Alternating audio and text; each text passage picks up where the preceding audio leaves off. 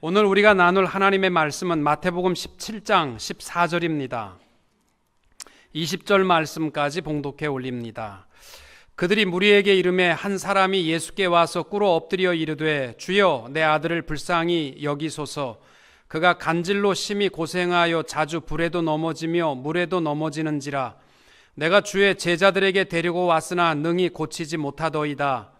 예수께서 대답하여 이르시되 믿음이 없고 패역한 세대여, 내가 얼마나 너희와 함께 있으며 얼마나 너희에게 참으리요. 그를 이리로 데려오라 하시니라. 이에 예수께서 꾸짖으시니 귀신이 나가고 아이가 그때부터 나으니라.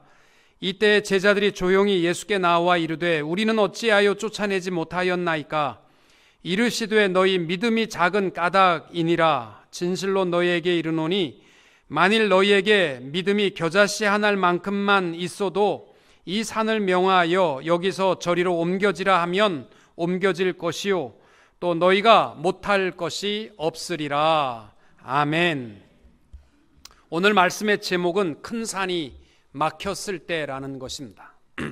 1990년 미주 중앙일보에 연재된 옥중 수기 가운데 회색벽에 쓴 독백이라는 글이 책으로 출간되었습니다.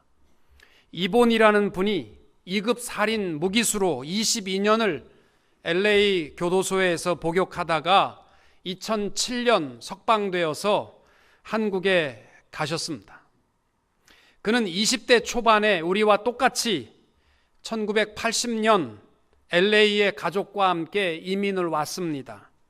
누구나 그랬듯이 아메리카 드림을 꿈꾸면서 열심히 살아가는 가운데 뜻하지 아니한 이쁜 여자를 만났습니다. 그리고 결혼하게 되었습니다. 그런데 이 결혼이 그에게는 참 큰 엄청난 고통으로 찾아옵니다. 결혼한 지 2달 만에 아내가 영주권을 손에 쥐게 되자 가출했습니다. 그 당시에 소위 많이 유행했던 위장 결혼 사기였습니다. 아무리 아내를 찾아다녀도 아내를 찾을 길이 없었습니다. 그래서 할 수 없이 결혼 무효 소송을 냈습니다. 이로 말미암아 그 여자가 한인 갱단인 것을 몰랐어요. 그래서 이 갱단이 이 사람을 살해하겠다고 협박을 해서 할 수 없이 서울로 도망을 갔습니다.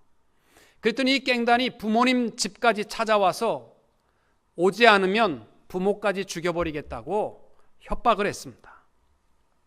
이 사람이 할 수 없이 미국으로 돌아와서 숨어 다니며 어느 날 원수는 외나무 다리에서 만난다고 식당에서 그 여인, 자기랑 결혼했던 여인을 만난 것입니다. 분노 가운데 그 여인을 살해했습니다. 자기는 처음에는 자기를 너무나 많은 갱단이 죽이려고 살해 위협을 했고 사기 위장 결혼이었기 때문에 자기의 죄가 가벼울 줄 알았는데 17년 이상 무기징역수로 옥살이를 시작한 것입니다. 20대 중반에 너무 괴로워서 이렇게 내가 평생을 감옥 안에서 사느니 죽어버리자. 그래서 이 간수에게 감기 걸려서 목이 너무 아프다. 그래서 타이레놀을 받아 또 받고 해서 100알쯤 모았을 때에 한꺼번에 먹었습니다. 깨보니까 병원입니다. 아, 내가 죽는 것도 실패했구나. 그러면 이제 목매달아 죽어야지. 그래서 어느 날 자기 룸메이트가 잠이 들면 그날 죽기로 작정을 했는데 룸메이트가 흑인인데 평상시에는 항상 코 골고 일찍 잤는데 그날따라 뭐가 그렇게 즐거운지 콧노래를 부르면서 잠을 안 자는 겁니다. 그래서 잠들 때까지 기다리다가 하도 지루해서 어머니가 준 성경책을 이게 뭔지 모르겠다. 그래서 펼치려고 하니까 글자가 너무 많아요. 그래서 껍질을 펴니까 주기도문 나오고 사도신경이라는 글이 나와서 이게 뭔지 모르지만 이거나 읽자. 그리고 자기 룸메이트가 잠들 때까지 주기도문과 사도신경을 읽고 또 읽고 또 읽고 또 읽고 10번쯤 읽었을 때 예수 그리스도를 만났습니다. 이제까지 자기가 보여지는 감옥과 쇠사슬만 생각하고 괴로워했는데 자기에게는 보이지 않는 죄의 사슬이 자기를 꽁꽁 묶고 있었음을 발견하고 이 모든 죄의 사슬을 하나님이 예수 그리스도 안에서 나에게 자유를 주셨다라는 것을 깨닫게 되니까 살고 싶은 욕망이 생긴 겁니다. 내 문제는 미국 감옥이요, 호락호락하지 않습니다. 멕시칸 파와 흑인 파가 있는데 이 두 사람이 얼마나 두 파가 으르렁거리고 싸우는지 아시안들은 옆에 잘못 붙었다가는 그냥 죽임을 당한답니다. 그래서 아시안들은 한국 사람은 자기가 하나였기 때문에 일본 사람, 중국 사람, 필리핀 사람, 태국 사람, 캄보디아 사람, 이 모든 아시안들은 이 혈액을 나눈 동족보다도 더 뜨겁게 하나가 되어서 다니지 않으면 죽으니까 그렇게 뜨겁게 하나가 됐답니다. 문제는 자기가 예수를 믿었으니까 주일날 교회를 꼭 가야 됩니다. 그래서 내가 다른 것은 다 따라다니고 할 테니까, 화장실도 같이 가고 나 할 테니까 주일날 나 교회 좀 가게 해달라. 교회 가려니까 이게 다 가야 되잖아요. 잘못 가면 죽으니까. 그래서 할 수 없어서 이 아시안 보스가 저거 없애버려라, 너무 귀찮다. 그래가지고 자기를 죽이기로 결정이 났답니다. 샤워를 하는 중에 누가 미스터 리, 그래서 뒤를 돌아보는 순간 이 커다란 수건이 자기 얼굴로 확 날아와서 얼굴을 덮으면 뒤에 칼 들은 사람이 와가지고 자기를 쿡 죽여야 되는데 수건을 딱 던졌는데 수건이 똘똘똘 말리면서 어깨에 떨어진 거예요. 그러니까 칼 들고 뒤에서 쫓아오는 사람이 다 보이니까 할 수 없어서 칼 든 손을 붙잡고 이걸 어떻게 해야 되나 막 힘쓰는데 할 수 없어서, 그때 유명한 것이 한국에는 레슬링 기밀 박치기밖에 없어서 그냥 냅다 받았는데 쓰러진 거예요, 그 사람이. 그래서 자기 살았답니다. 22년을 살고 2007년 2월에 석방이 됨과 동시에 한국으로 추방을 당했습니다.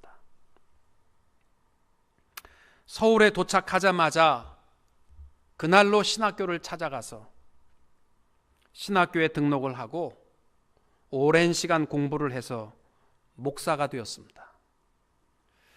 지금 서울 남부교도소 인성교육을 담당하고 계시고 인천 하늘문 교회를 담임하고 계시는 이본 목사님의 인생 스토리입니다. 제가 왜 이 이야기를 설교 처음에 시작을 하냐면 우리에게도 때때로 전혀 기대하지 않는 엄청난 장애물이 우리의 인생을 송두리째 망가뜨릴 수 있기 때문입니다. 결혼만큼 좋은 거 어디 있어요? 그것도 가장 예쁜 아내를 얻었다. 정말 좋은 일인데 그것이 그에게는 온 인생을 망가뜨려 버리는 그러한 큰 장애물이 되어버렸습니다. 어느 날 갑자기 기침이 콜록콜록 한 번 나왔는데 이것이 치명적인 병이 되어서 우리의 인생을 위협하는 장애물이 될 수도 있고, 그 잘 나가던 사업, 자랑스러운 사업이 어느 날 한 번의 실수로 말미암아 부도가 나고 그 사업으로 말미암아 고통스러워서 잠 못 자고 괴로워하는 사람들도 많고, 그렇게 자랑스러운 자녀들이 어느 날 내 인생의 거침돌이 되어서 고통스럽고 내 인생의 모든 것을 다 송두리째 망가뜨리는 장애물이 될 수도 있다라는 것입니다. 그 큰 장애물을 만났을 때 우리는 어떻게 해야 되느냐? 절망하고 두려워하고 그래야 되느냐? 오늘 예수님께서 우리에게 승리의 비결은 바로 여기에 있다라고 말씀하고 있습니다. 제자들이 예수님이 산 위에 올라간 사이에 9명이 남아서 귀신 들린 아이가 오게 되니까 지금까지 고쳐왔기 때문에 간단하게 고칠 줄 알았어요. 근데 안 되는 거예요. 쩔쩔매고 있을 때 주님이 오셔서 그 귀신 들린 아이를 고쳐주셨습니다. 제자들이 어째서 우리는 못했습니까? 그러니까 예수님께서 20절에서 하신 말씀이 너희 믿음이 작은 까닭이니라. 진실로 너희에게 이르노니 만일 너희에게 믿음이 겨자씨 한 알만큼만 있어도 이 산을 명하여 여기서 저기로 옮겨지라 하면 옮겨질 것이요 또 너희가 못할 것이 없으리라. 아멘. 분명히 주님이 말씀하는 것은 아무리 큰 산에 장애물이 막고 있다 할지라도 겨자씨만한 믿음만 있으면 능히 이 산을 옮겨라 하면 옮겨진다는 것입니다. 마가복음 9장에서 이 똑같은 사건을 가지고서 주님의 말씀의 포커스를 기도에 맞추어서 주님이 이렇게 말씀하셨다는 거예요. 기도 외에는 다른 곳으로는 이런 종류가 나갈 수 없느니라. 아멘. 큰 장애물을 이기는 비결에 대해서 마태는 겨자씨만한 믿음이라고 얘기했고 마가는 기도밖에 없다라고 했습니다. 사랑하는 성도 여러분, 때때로 우리에게도 엄청난 어려운 큰 장애물이 닥칠 때가 있어요. 그러면 절망하고 두려워하고 포기하는 인생이 되지 마시고 겨자씨만한 믿음으로 또 기도로 능히 이길 수 있는 성도님들이 다 되시기를 주님의 이름으로 축원합니다. 제일 먼저 우리가 어려움의 큰 장애물을 만날 때마다 해야 될 일이 있다면 큰 장애물에 초점을 맞추지 마시고 하나님께 초점을 맞추면 하나님이 지혜와 능력으로 인도해 주실 줄로 믿습니다. 여러분, 변화산상에 올라갔던 베드로의 고민이 뭐였습니까? 예수님께서 모세와 엘리야와 함께 대화하는 모습, 변형된 모습을 보여주게 되자 그 영광스러운 부활의 모습임에도 불구하고 베드로는 걱정이 뭐냐면 이 추운데 주님, 내가 여기다가 초막 3개를 지을 테니까 하나는 주님을 위하여, 하나는 모세를 위하여, 하나는 엘리야를 위해서 짓겠습니다. 왜 이런 고민을 얘기했느냐 하면요, 영광스러운 주님의 모습을 보지는 못했고 황량한 광야와 추위만 보았기 때문에 평생 걱정이 어떻게 하면 좀 춥지 않고 살아갈까, 이거였습니다. 밑에 있는 9명의 제자들이 왜 고민하고 두려워하고 있었냐면 어제까지 똑같이 이렇게 하면 고쳐졌는데 오늘은 안 고쳐지니까. 왜 못 고친 거예요? 방법에 의존했기 때문입니다. 주님을 바라보지 못하고 방법에, 어제는 이렇게 하면 됐는데 왜 오늘은 안 될까? 이것이 주님 앞에 던진 질문이었습니다. 여러분, 눈에 보이지 아니한다 그래서 하나님의 손길을 의지하지 못하면, 하나님을 보지 못하면 우리 눈에 보이는 것은 큰 장애물밖에 없어요. 그러면 두려워할 수밖에 없습니다. 여러분, 우리가 한국에 비행기 타고 왔다 갔다 할 때마다 느끼는 것이 뭐냐면 갈 때는 굉장히 지루한데 올 때는 날아오듯이 금방 옵니다. 그러면 많은 사람들 마음속에 뭐라고 생각하냐면 역시 내 고향은 LA야. 집으로 오니까 마음이 편안해서 금방 오는 것 같아. 그렇게 얘기하지만 안 그래요. 갈 때는 똑같은 길인데 13시간 걸리고요. 올 때는 10시간 반 걸려요. 2시간 반 차이가 나잖아요. 왜 납니까? 제트 기류 때문에 그래요. 여름에는 하늘에 60에서 100km의 바람이 불고요. 겨울에는 200에서 300km의 바람이 불고 있습니다. 그 바람을 역류해서 가다 보면 늦게 가는 거고 등에 타고 오면 빨리 오는 거예요. 무슨 기사가 갈 때는 빨리 가고 올 때는 늦게 와서가 아니고 눈에 보이지 않는 기류 때문이에요. 여러분, 우리 눈앞에 큰 장애물, 그것만 보이면요, 우리 자신을 너무 알기 때문에 우리는 절망할 수밖에 없어요.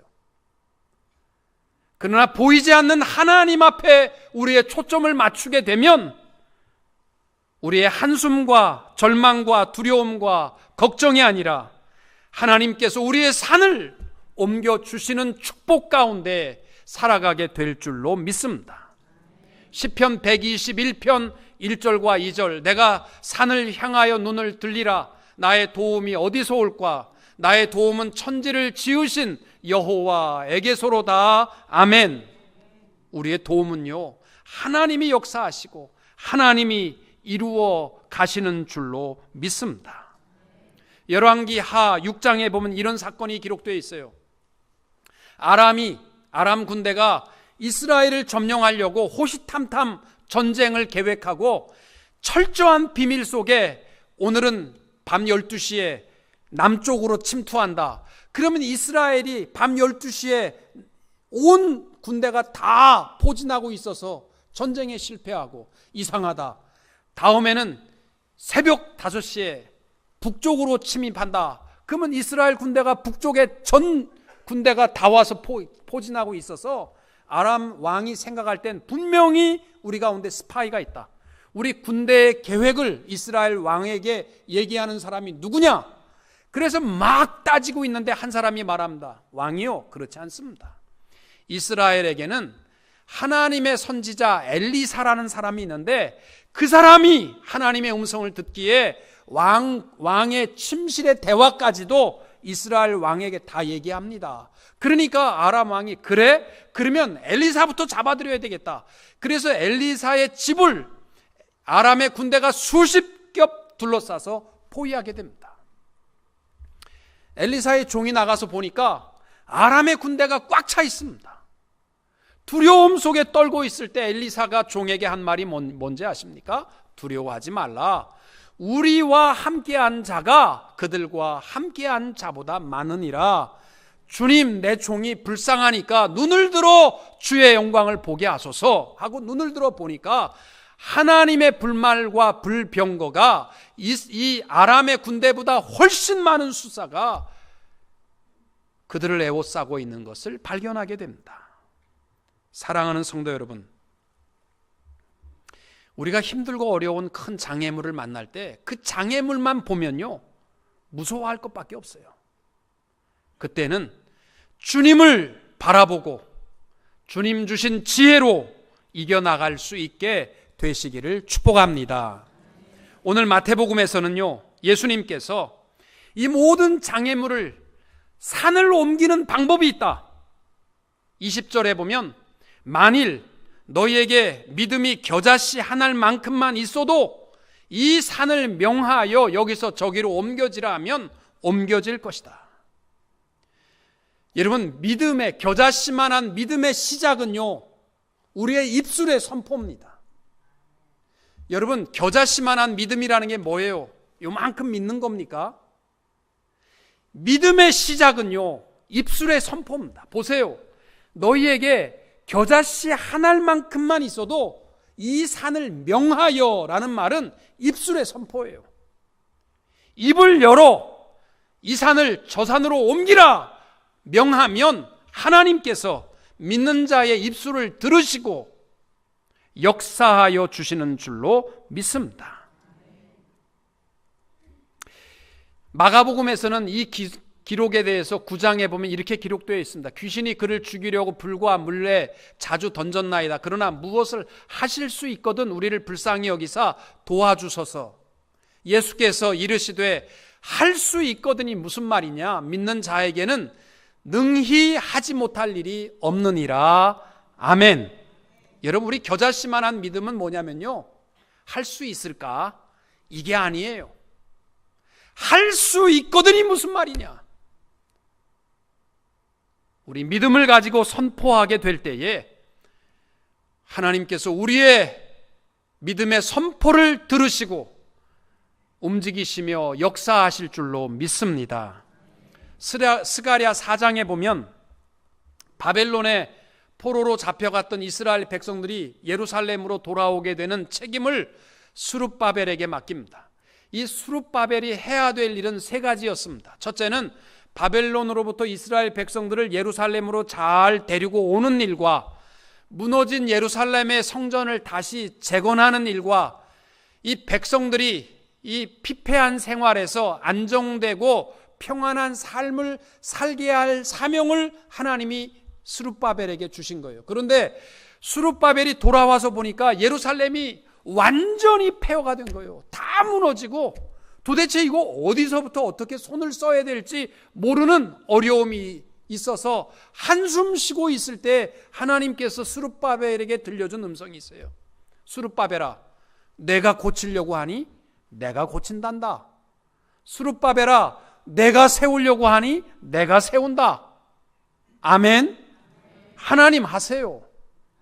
이 믿음을 갖게 되니까 스룹바벨이 일어나서 선포하는 말이 있습니다. 큰 산아, 이게 뭐냐면 무너지고 황폐한 예루살렘을 의미합니다. 큰 산아, 내가 무엇이냐? 내가 스룹바벨 앞에서 평지가 되리라. 아멘. 이 선포가 용기를 가지고 모든 일을 세워나가게 됩니다. 여러분, 이 짧은 구절이에요. 스가랴 4장 7절 외우세요. 힘들고 어려운 큰 산이 우리의 길을 막을 때마다 믿음, 겨자씨만한 믿음의 시작은 입술의 선포부터 되거든요. 큰 산아, 내가 무엇이냐? 내가 권영국 앞에서는 평지가 되리라. 아멘. 이것부터 선포해 보세요. 이게 믿음의 시작입니다. 우리의 힘들고 어려운 문제에 대해서 입술부터 열면 하나님이 해결하십니다. 제가 연초에 신방을 하는 가운데 어느 집사님 댁에 신방하는데 그분이 그런 얘기를 하세요. 목사님, 제가 올해에는 좋아하는 마시는 것도 끊고 피우는 것도 끊고 또 열심히 해보렵니다. 예배를 드리고 나니까 그렇게 얘기하니까 부인이 옆에서 여보, 말부터 하지 말고 좀 뭔가 좀 보이고 좀 얘기해, 쓸데없이. 그러니까 이분이 이렇게 얘기하더라고요. 여보, 내가 얘기하는 이유가 있어. 내가 목사님한테 이 이야기 하지 않으면 내가 어떻게 실천하겠어? 말부터 하면 내가 쪽팔려서라도 내가 지킬 테니까. 그래서 내가 그랬어요. 여집사님보다 훨씬 믿음이 좋으십니다. 입술부터 선포하면요, 하나님 힘 주실 줄로 믿습니다. 여러분, 믿음이라는 것은 믿습니다 이거 아니고요, 입술의 선포입니다. 큰 산아, 내가 무엇이냐? 담대하게 나아가는 성도님들이 되시기를 축복합니다. 마지막으로 큰 산을 이기는 비결은 기도밖에 없다고 마가복음 9장에서 말씀합니다. 우리는 어찌하여 능히 그 귀신을 쫓아내지 못하였나이까? 이르시되 기도 외에 다른 것으로는 이런 종류가 나갈 수 없느니라. 이런 종류라는 말은 게노스라는 마귀와 같은 악한 힘을 말합니다. 여러분, 우리의 믿음이 무능해지는 이유는 기도하지 않는 모습이기 때문입니다. 성도가 모든 영적인 싸움에서 이기는 비결은 기도밖에 없습니다. 영국의 옥스퍼드 대학의 C.S. 루이스는 귀신에 대해서, 현대인의 특징에 대해서 이런 말을 했어요. 이 악한 영과 귀신에 대한 두 가지적인 극단적인 편견이 있다. 첫째는 귀신을 지나치게 믿어서 귀신을 두려워하는, 숭배하는 부류가 있고, 또 하나의 편견은 아예 귀신의 존재를 인정하지 않고 무시함으로 실패하는 부류가 있다. 여러분, 우리가 악한 영에 대해서 두려워할 것 없어요. 왜? 예수의 이름으로 다 이길 수 있기 때문입니다. 또 하나, 그러나 우리가 귀신에 대해서요, 방심해서 안 됩니다. 귀신은 굶주린 사자처럼 어떻게 해서든지 믿는 자를 넘어뜨리기 위해서 얼마나 애를 쓰는지 몰라요. 영적인 싸움의 가장 치열한 전투지는요, 기도의 자리입니다. 저는 그렇게 믿습니다. 여러분, 기도하려고 한번 해보세요. 나는 악한 영이 나타나지도 않고 아무 일도 없는데요, 기도하지는 않으면요, 사탄이 건들 것도 없어. 넘어뜨릴 것도 없어. 왜냐하면 건들기만 하면 넘어지니까. 여러분, 우리가 기도하려고 마음 먹으면요, 악한 영은요, 얼마나 우리로 하여금 기도 못하게 하는지 몰라. 기도하려고 마음 먹으면요, 굉장히 예민해집니다. 소리도 예민해져요. 한번 기도하려고 마음 먹으면 옆에서 부시럭거리면, 나 기도 좀 하려고 그러는데 옆에서 부시럭거리고서 그래가지고 기도하는 사람요 어떻게 해서든지 못하게 해요. 왜? 사탄이 막는 이유가 있어요. 왜? 자기들이 물러날 수밖에 없는 힘은 기도밖에 없기 때문입니다. 산에 가서 한번 기도해 보세요. 저는 캄캄한 산에 올라가서 이렇게 쳐다보면 그렇게 별이 많고 아름다운 모습이요 참 좋습니다. 기도하려고 눈만 딱 감으면요 옆에 스르륵 뱀소리가 나요. 진짜 독사가 나타난 것 같기도 하고 앞에서요 푸석푸석 호랑이가 딱 입 벌리고 딱 나를 잡아먹을 것 같아요. 기도만 하려고 그러면 악한 영이요 못하게 만듭니다. 눈 뜨면 그 다음부터 기도 못해요. 악한 영은요 기도의 자리만큼은요 얼마나 막으려고 하는지 몰라요.